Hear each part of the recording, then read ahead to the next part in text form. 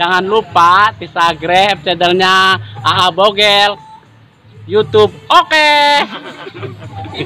Dadah. Namaku Mas Ano dari Kabupaten Lebak, Rangkas Bolong. Assalamualaikum, halo, saya Aprilia dari Satpol PP Kabupaten Lebak. Jangan lupa subscribe channel YouTube-nya Abogel A806EL. Di sana banyak konten-konten seru dan menarik. Jangan lupa subscribe. Halo, jangan lupa subscribe YouTube channelnya Abogel A806EL dan ikutin terus keseruannya. Dadah. Jangan lupa di subscribe ya channelnya Bogel. Selamat menyaksikan. Assalamualaikum. Jangan lupa di subscribe.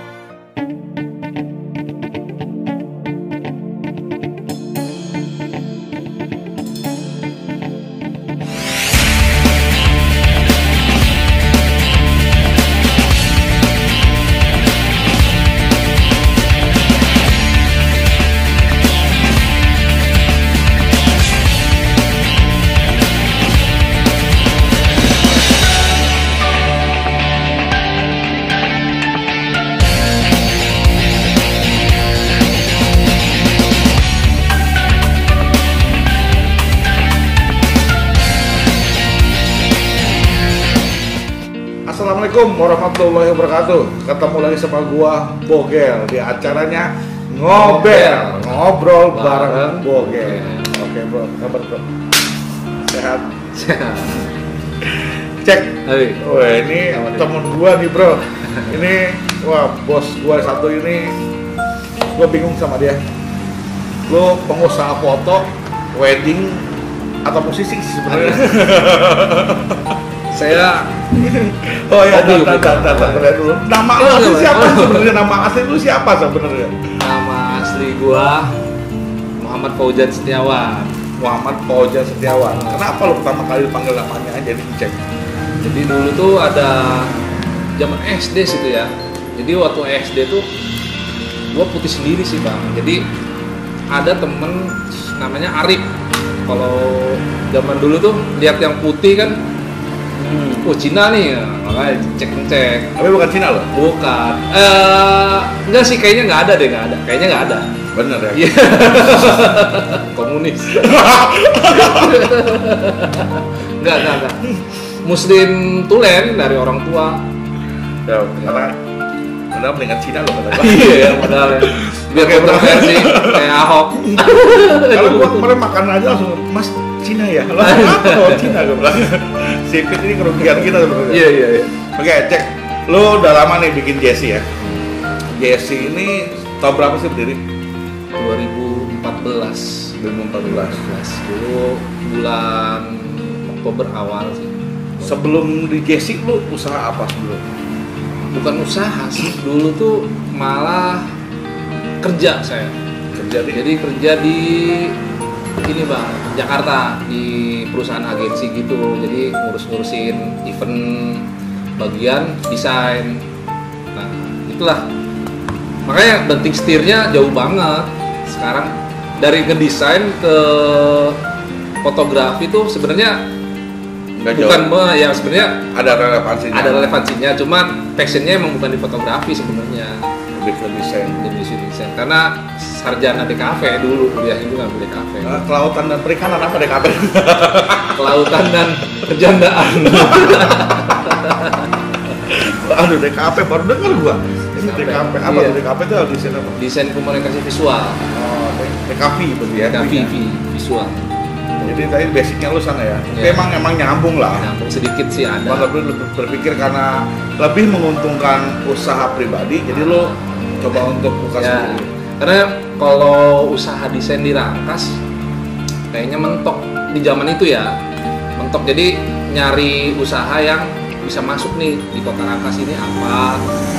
Mungkin kalau desain di kota-kota besar gitu ya. Dulu kan belum ada, maksudnya internet juga belum terlalu ini ya. Zaman sekarang kan bisa tuh yang kayak kita ngedesain terus store di vektor apa situs-situs vektor tuh dia menghasilkan duit. Cuma zaman dulu kan belum kepikiran, iya, besarnya kepentingan, kebutuhannya.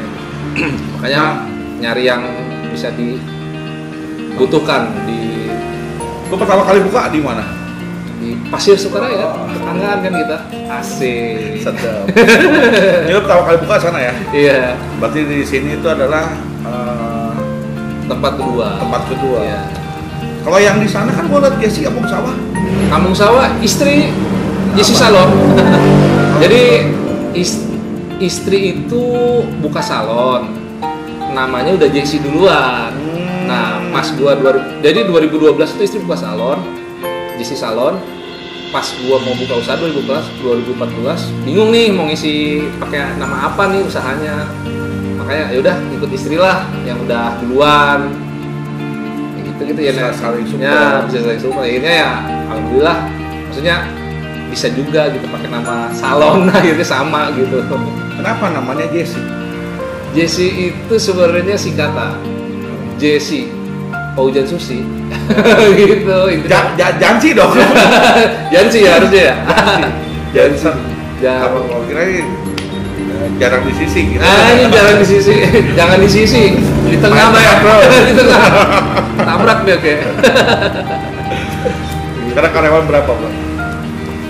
Sebenarnya kalau gua nyebutnya tim di Jesse itu yang in office ya di sini, yang stay lah. Itu ada 1, 2, 3, termasuk adik gua 4 orang, sama gua 5. Jadi total yang ada di Jesse ada 5 orang. Cuma kalau untuk job luar, outsourcing atau freelance banyak sih. Berarti sementara ini justru karena ada posisi tempat baru ini lu malah jadi nyatu ya? Iya. Ada salon sama ininya. Itulah dia, makanya ya mencoba sih, intinya keberanian aja, modal nekat. Mudah-mudahan ya, jadi dulu impian sih Bang punya tempat itu sebelahan sama istri gitu, biar apa-apa enak. Kalau misalkan bisa pokoknya impian lah dari dulu, gue pengen bareng lah sama istri. Dan ini tempatnya lahan pribadi sekarang. Alhamdulillah gitu. Bisa kayak begini gimana pertama? Curiga sama lu sebenarnya. Dia semalam Jumat. Siapin baik. Tipsnya bro. Tipsnya kalau mau kaya mendadak kayak begini. Siapin baik. Kopi hidung, jeung kotok, getina. Kopi hitam kupu-kupu. Iklan tuh. Nggak boleh iklan, lupa gua. Gitulah intinya. Ya alhamdulillah kalau misalkan sekarang bisa berdua ya itu, makanya. Karena kan biasanya kan kalau orang bikin usaha pakai nama anaknya, pakai nama. Karena berarti lu waktu lu bikin usaha ini sebelum punya anak loh. Kalau gua 2014 itu posisi udah punya anak. Kalau istri 2012 belum. Jadi 2014 itu anak gua baru 1 tahun kurang. Ya baru. Waktu buka Jesse Salon belum punya anak. Belum punya anak. Istri. Nama udah dari Jesse. Iya, belum nikah juga dulu. Jadi istri tuh buka salon pas masih belum nikah. Umur 22 tahun lah. Jadi pas posisi menikah udah punya salon tetap ya? Iya. Jadi kalau mungkin ceritanya beda kalau posisi kalau udah punya anak pasti biasa pakai nama anak. Banyak kan begitu kan. Kenapa nggak pakai nama mantan gitu? Ada. Itu bisa perang dunia, Bro. Nama mantannya dia maksudnya. Oh. Atau aja rambut. Udah. Oke, Bro, ini salah satu pengusaha muda sebenarnya. Gua kenal sama dia sebenarnya sebagai musisi, bukan sebagai orang desain. Kebetulan istrinya dia juga musisi, dia drummer juga, keluarga musisi ya. Dan saya tahu banget Cek itu dari dulu dia main suling listrik. Dia kalau tiup nyetrum. Suling listrik. Bahaya. Nah, Terus jadi senang musik sejak kapan?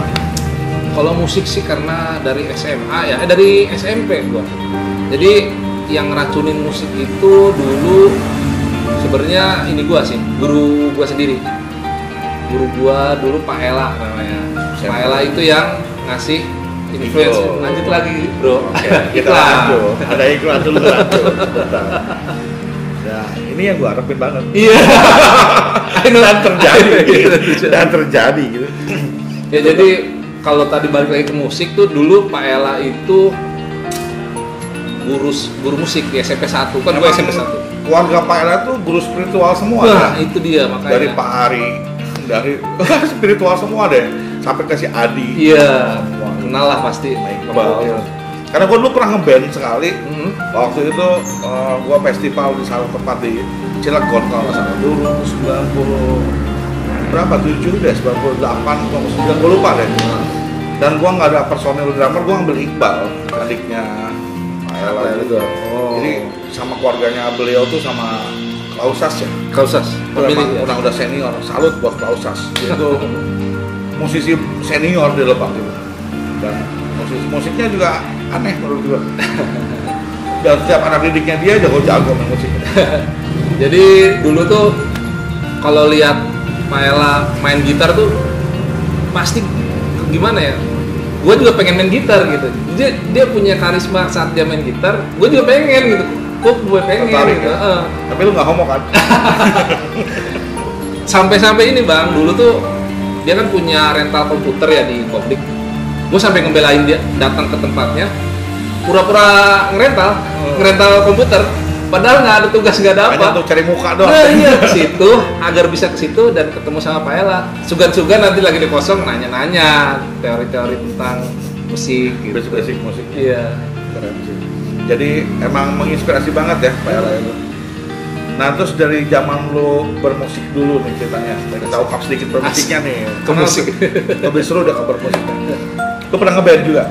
Ngeband sama istri. Sama istri ngeband. Istri gamar dulu, gamar gua. Ngeband berapa lama itu? SMA sih, selama SMA gua ngeband sama istri. Satu angkatan loh? Satu angkatan. Jadi istri itu sebenarnya udah punya band sama Jimmy, tau gak Jimmy apa? Siapa sih Jimmy ya? 32cc bandnya dulu istri gue 32cc. Jimmy ini apa rental mobil? Iya sekarang. Jimmy Polker. Jimmy Polker.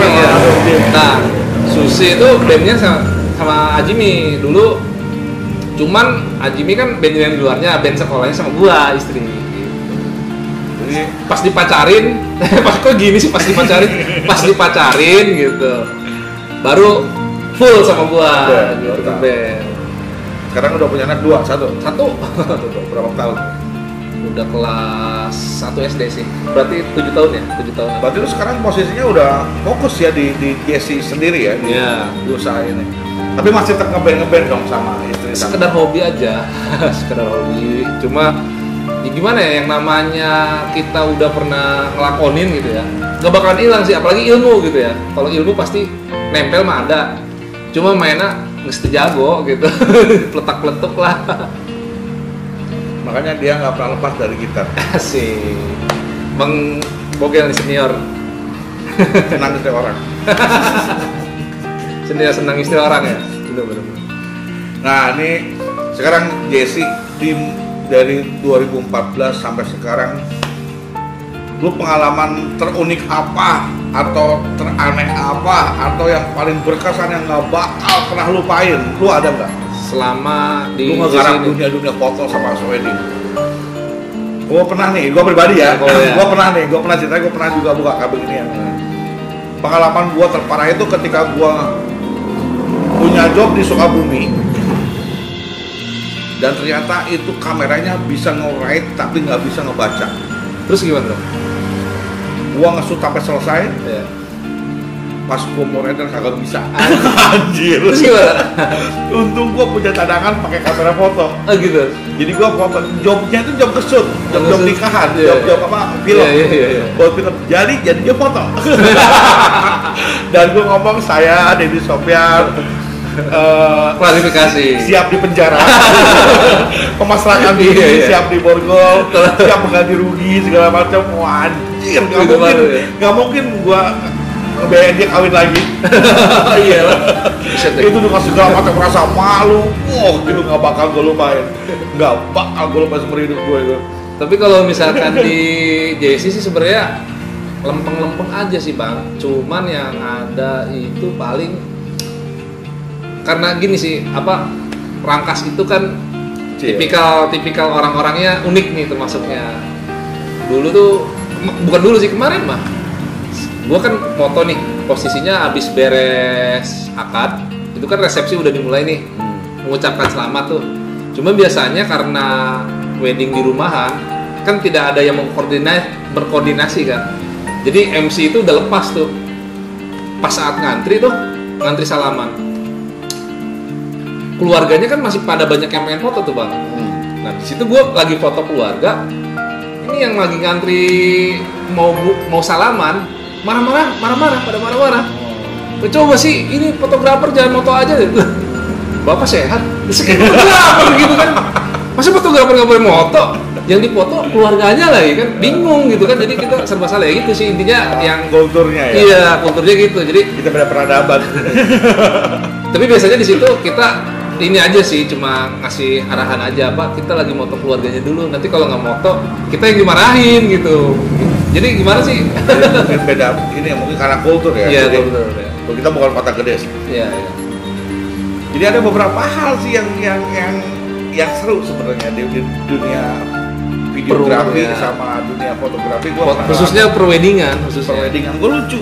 Banyak hal-hal lucu di curhat gue nih. Banyak pengalaman yang lucu lagi. Ada satu, gue nikah sama orang muslim dengan non muslim. Oh gitu pernah? Pernah, gue punya job tanggung 5 hari gue punya job. Anjay. Wah, Itu keren. run through ya, maksudnya tanggal 21, 22, 23, 24 gitu. Jadi kenapa gue bilang itu continuous? Jadi mau ngomong continuous dan gue dibayar 5 hari weddingnya itu yang harusnya 1 job jadi 5 job. Satu kan, jadi yang untungnya gue nggak bentrok dengan kegiatan yang lain. Iya, iya, iya. Jadi berapa hari segala macam gue prawedding di sini, siraman di sini. Yang lucu tuh hari Kamis itu Kamis itu si cowoknya dibaptis. Oh iya. Ikut dibaptis juga? Enggak. Enggak. Hari Jumat ceweknya dimuslimkan. Iya. Gua nggak tahu bagaimana. Sumpah bingung.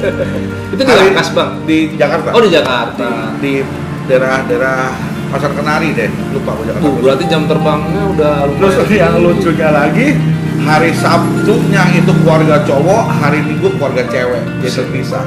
Iya. Jadi itu yang pengalaman gue yang salah satu pengalaman yang unik juga. Iya.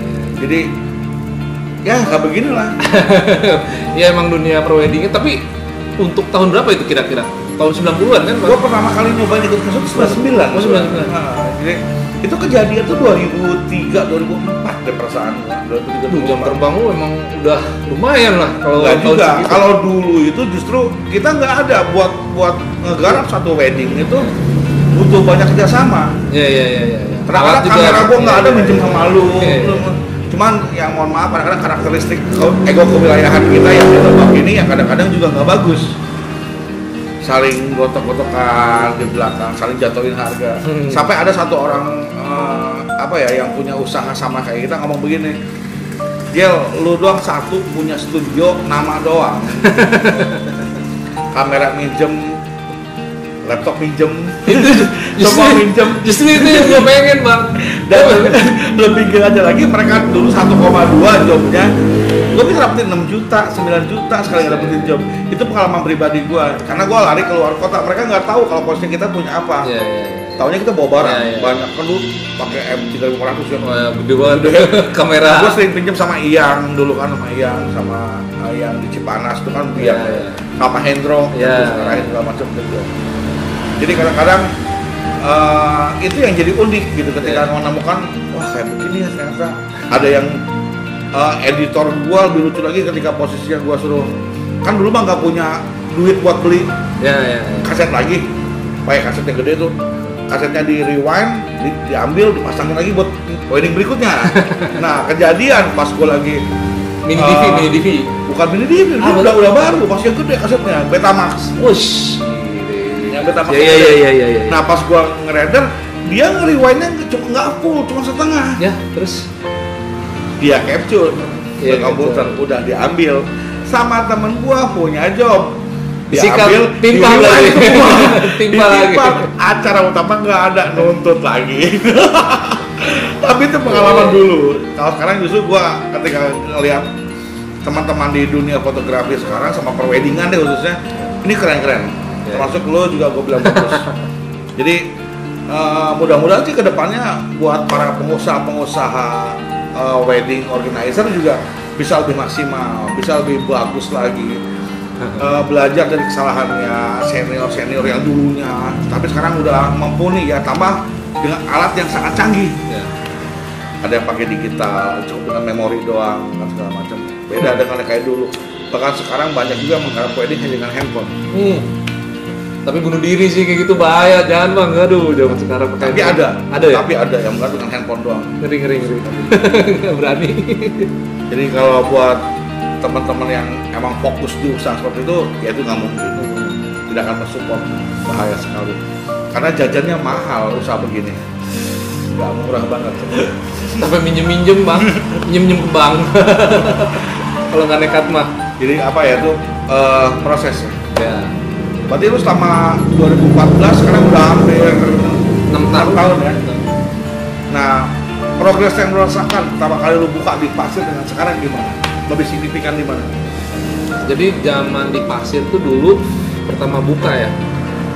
Emang maksudnya ini tuh jasa dalam artian tapi tidak premier bang.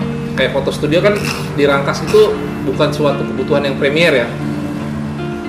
Malah hanya orang segelintir orang yang ngerti kalau bisa lagi kumpul foto yuk gitu. Kayak segelintir orang. Nah, tugas kita sebagai pelaku usaha di bidang ini mensosialisasikan kalau yang namanya fotografi, foto studio itu gaya hidup gitu.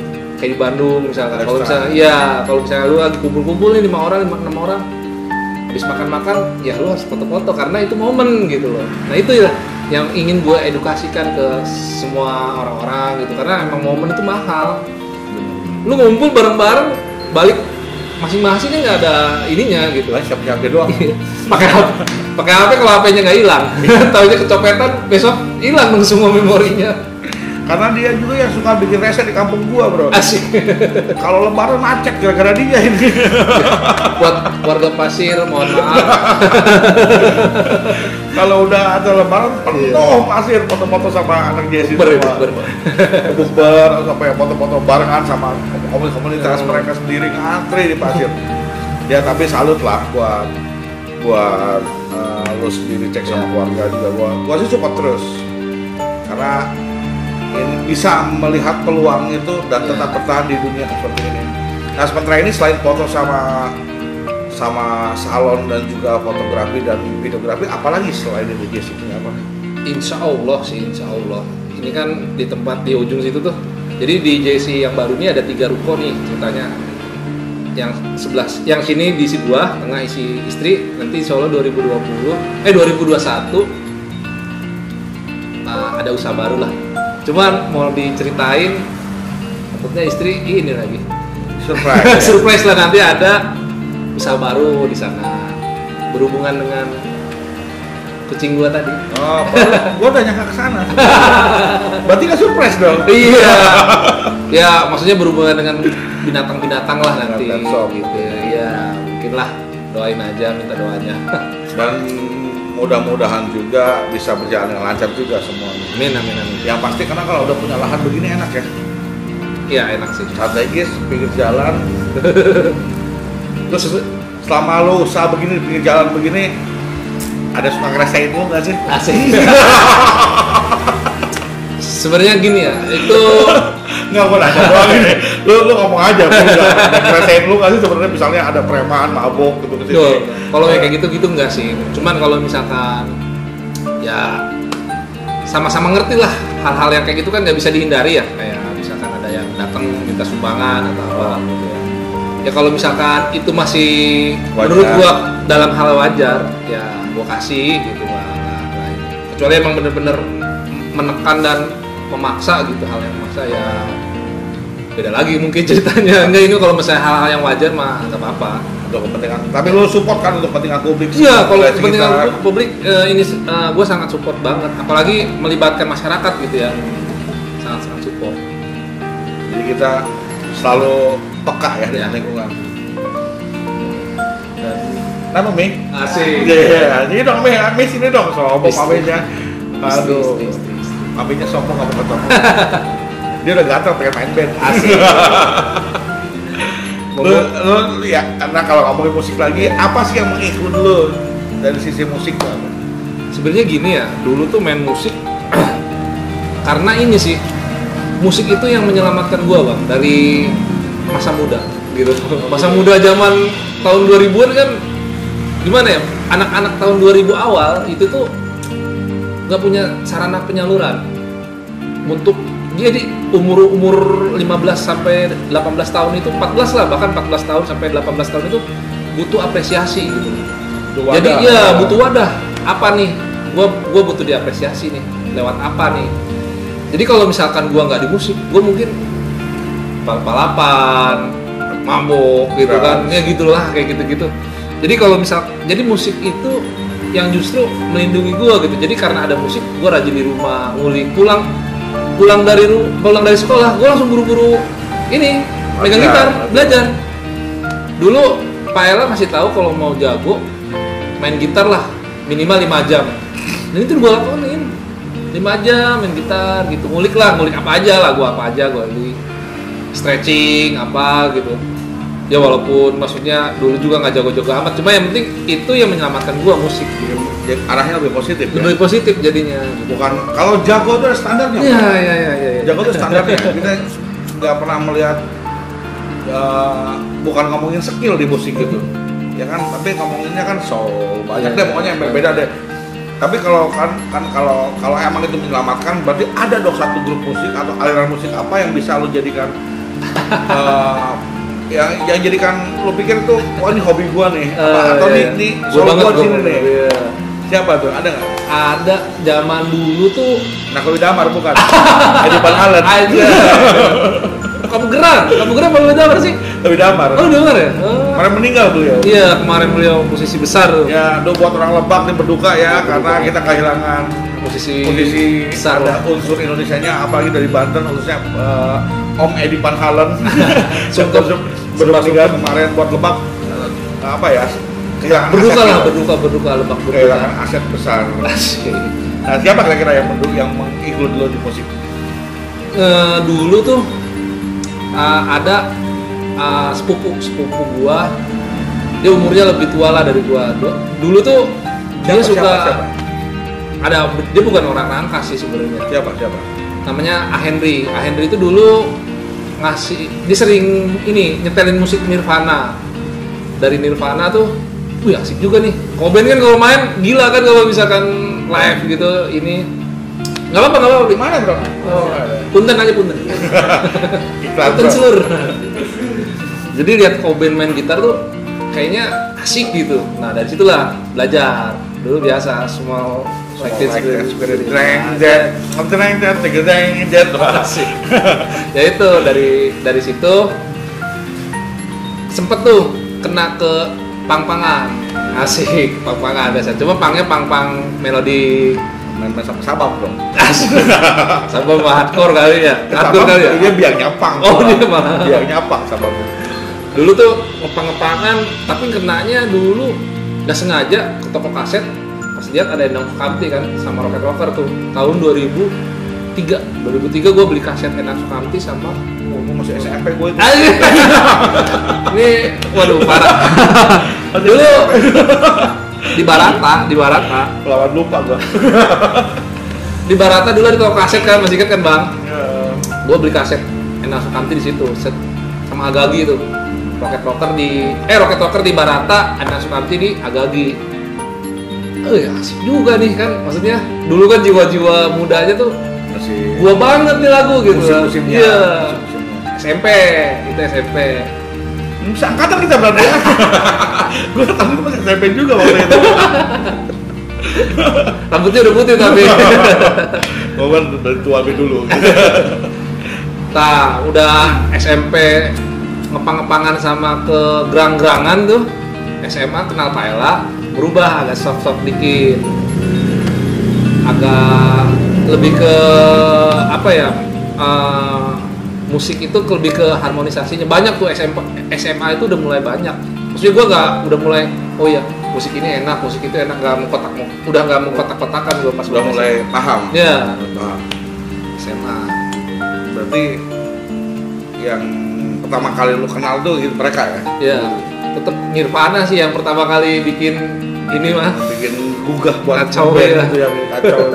Emang. Apalagi kalau udah baca sejarah-sejarahnya Cobain tuh makin pengen ngeband lagi. Kalau misalnya kita tahu sejarah kegilaannya Cobain tuh sebelum manggung atau gimana tuh, Kalau justru gua ketika kecil gua sejarah Nabi, gua. ampun, gak boleh komen.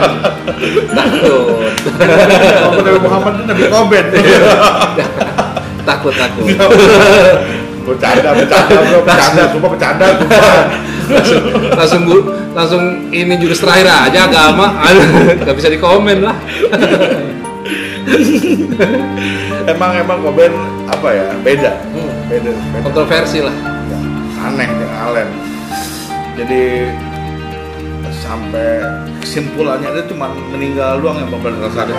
Itu kan sampai keparah 20 diri segala macam. Sampai dia itu cuma bikin katanya yang bikin gue merinding tuh dia mati itu cuma karena kayak katanya gini, ada gue pernah dengar quotes-nya dia tuh, gue lebih baik mati di saat lagi tenarnya puncaknya, karena saat lu turun perlahan lu nggak bakal dikenang sepanjang ini kalau nggak salah ya, kalau ada yang tahu tolong di komen aja kalau gue salah. Tuh gue komen gila sih. Jadi dia nggak mau turun. Iya. Pengen puncaknya. Iya, dia sengaja mati untuk pas lagi ke puncak tenarnya dia mati gitu. Gila. Ya mudah-mudahan sih nggak ngikutin ya. Al-Fatihah. Komen dibaca buku Al-Fatihah. Mudah orang kayak begitu jangan diikutin gitu. Jangan diikutin bahaya itu. Nah, terus dari balik ke dunia fotografi, dari usaha lu sekarang, apa yang menginfluence lu dari tokoh-tokoh dunia perfilman sama perfotografian itu siapa? Ada nggak? Sebenarnya kalau dari sisi inspirasi gitu ya, sebenarnya di era digital gini udah nggak ada satu orang yang gue inspirasi, semuanya bagus.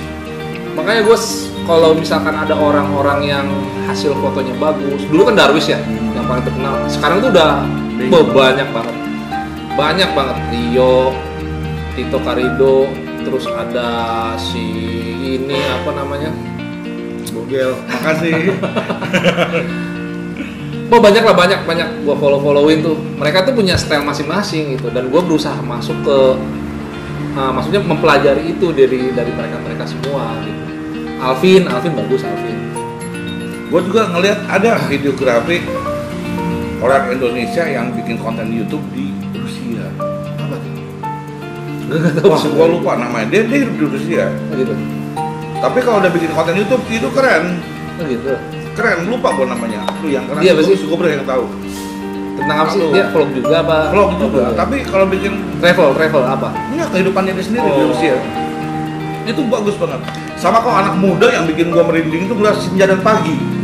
Apa? Senja dan Pagi. YouTube gua ngeliat dia konten kreator, dia pencipta lagu, dia arranger, dia director, gitu macam. Tapi berdua, dan mereka tuh anak muda yang menikah muda. Oh gitu, berdua ya sama istri. Sama istri mereka menikah muda banget dengan modal. Tapi dari sisi kualitas finansialnya kuat. Dia punya segala.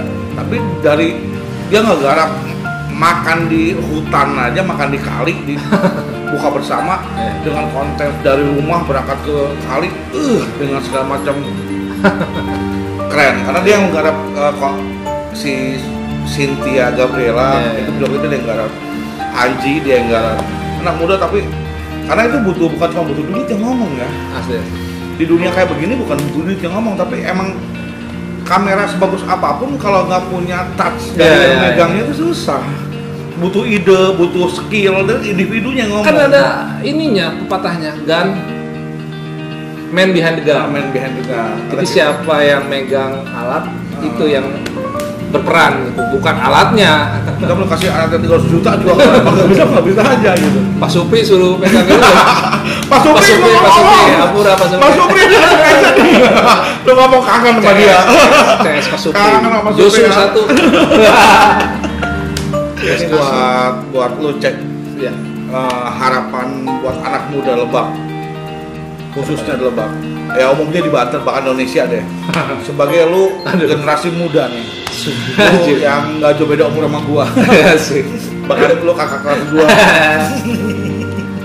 Harapan lu apa? Cek buat anak muda deh, buat ya. Sebenarnya ini sih bukannya gua juga masalahnya masih bukan orang yang bener juga gitu. Cuma kalau ini gue ngobrol berdasarkan apa yang gue alami aja ya, maksudnya yang berdasarkan apa yang udah gue lewatin, apa yang udah gue rasakan. Kalau buat anak muda, yang paling penting itu cari potensi dan cari passion gitu. Karena di zaman sekarang ilmu itu luar biasa sekali gampangnya, gampang sekali dapet gitu. Lu mau jadi apa nih? Mau jadi gitaris? Media untuk belajar itu udah banyak banget.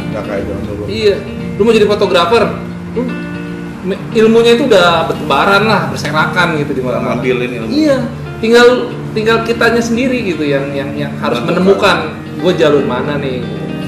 Jadi jati diri itu dibentuk bukan dicari. Nah itu sebenarnya, tapi dicari juga sih bang. Soalnya kadang ada orang yang udah kuliah di dunia, misalkan. Mungkin digali kalau iya, dalam ya. Kuliahnya biologi, taunya dia jadi fotografer gitu. Nah, berarti emang maksudnya dia di masa-masa dia kuliah dia itu proses mencari gitu. Walaupun ilmunya nggak kepake akhirnya jadi fotografer gitu. Kuliah perpustakaan, kita asuransi gitu. Nah, nggak tahu deh itu. Maksudnya gitu, jangan sampai apa ya? Karena fashion itu menentukan jalan hidup. Kalau menurut gua, passion itu menentukan jalan hidup. Syukur-syukur lu bisa bekerja menghasilkan uang di passion itu. Bonusnya uangnya itu. Camkan. Jadi jangan money oriented juga nggak bagus ya. Nggak bagus. Jadi jangan dulu ngomongin penonton. Wah duitnya gede kan nih. Kadang-kadang juga mohon maaf ya buat sarjana muda nih. Kadang-kadang ngerasa egonya besar ya, ngerasa mereka tuh apa ngomongnya? Kerja sini gajinya berapa sih? Nah, itu kesalahan terbesar sebenarnya. Ya enggak, kalau bisa sih jangan ngomongin duit dulu. Mendingan ngomongin hutang dulu. Enggak, kadang juga gini sih, ada anak-anak kuliahan itu ya, misalnya ada beberapa orang nih yang dia ngerasa lulusan PTN negeri gitu, dia harus egonya. Dia harus masuk ke tempat yang gajinya langsung gede, nggak bisa. Lu mau lulusan apa aja, kalau lu nggak mau mulai dari nol gitu, rasain dulu dari nol gimana susahnya nyari duit gitu, itu nggak bisa, maksudnya terlalu instan gitu, lu nggak bakal bisa. Ada prosesnya. Nggak ada prosesnya, walaupun lu lulusan PTN negeri apapun gitu ya. Karena perusahaan zaman sekarang itu setahu gue, apalagi di bidang kreatif ya, nggak lihat ijazah, asli deh. Gue aja kerja di Jakarta selama hampir 4 tahun lah dulu, ijazah itu nggak ketoel-toel bang, bener. Gue datang ke tempat kerja ngelamar, ijazahnya itu nggak dipegang sama HRD-nya, itu nggak dipegang-pegang sama sekali, cuma langsung dites, nih kerjain ini, gue kerjain beres, besok kerja katanya. Terus ijazah saya gimana pak? Ngapain ijazah katanya? Lu udah bisa kan? Ya udah katanya. Nggak pernah dipakai akhirnya ijazah gue. Ini juga PR besar ya. Iya. Buat orang Indonesia, khususnya para petinggi dunia pendidikan. Pesan juga dari kita semua buat para petinggi yang ada di Indonesia, tolong hargai ilmu, jangan hargai ijazah. Ijazah mas sekarang aja tahun 2000 SMA, kuliah, SMP, SD, semua ijazahnya apa? PDF. Iya benar. Lalu lulusnya online. Ya pasti sih mungkin ini pesan dari Bang Cek. Ya, buat kokoncek udah kokoncek lagi. Buat teman-teman kapil kuadrat. Tetap cek. Aju. Oke, mungkin itu sekelumit cerita tentang Big Boss-nya Jesse. Jadi belum Big Boss masih. Apa? Middle Boss. Little Boss, tetap aja bos. Aduh, iya. Ya kecil-kecil juga bos daripada gede tapi ekor. Ya pasti sih mudah-mudahan bisa menginspirasi buat anak muda di Indonesia, anak muda Banten, anak muda Lebak. Ini adalah masukan buat kalian, include bahwa menggarap sesuatu itu tidak mudah. Dan mudah-mudahan konten kita kali ini bisa menginspirasi kalian semua, bisa memberikan satu hal positif buat kalian semua. Yang suka dengan konten kita silakan di-subscribe. Yang nggak suka wayana tetap di-subscribe. Wayana apa ya? Wayana ya? Please subscribe. Please. Kalau yang ada masukan silakan komen di deskripsi di bawah sini. Ada kita salah-salah ngomong, mungkin tolong diluruskan karena kita juga nggak bakal lepas dari kesalahan. Ini hanya sebatas ngobrol-ngobrol biasa. Mohon maaf kalau bahasa kurang enak segala macam, maklum dah kami mah orang leuweung. Kurang begitu maksimal. Kita mah berpendidikan, bingung. Ada jasa juga dihargain. Ya mungkin itulah ngobrol singkat kita sama di acara ngobrol kali ini. Mudah-mudahan sih bisa memberikan inspirasi walaupun cuma sedikit, mudah-mudahan berharga. Jadi kalau emang teman-teman merasa ini bermanfaat, silakan di share dan juga dibagikan ke teman-teman yang lain. Dan buat teman-teman yang baru ketemu sama konten gua, jangan lupa subscribe, like, comment, dan share. Oke, makasih banget buat teman-teman semua, buat Cekyo makasih banget waktu segala macamnya, thank you minumannya, thank you jamuannya, thank you segala macamnya. Oke, buat teman-teman mungkin segini aja pertemuan kita hari kali ini. Kita ketemu lagi di acara ngobrol berikutnya. Oke, thank you. Lagu apa Bang? Main gitar aja terserah lo. Apa sih? Apa aja terserah. Oke, ini buat teman-teman yang nggak percaya lu bisa main gitar, ini dia akan nunjukin sedikit skillnya dia. Aduh, ayo lagu apa sih? I'm the one who wants to be with you. Deep inside I hope you feel it through. When it's on the line, oh, when it's on the line, just to be the next to be with you. Oke, thank you. Oke, buat semuanya jangan lupa di subscribe. Thank you.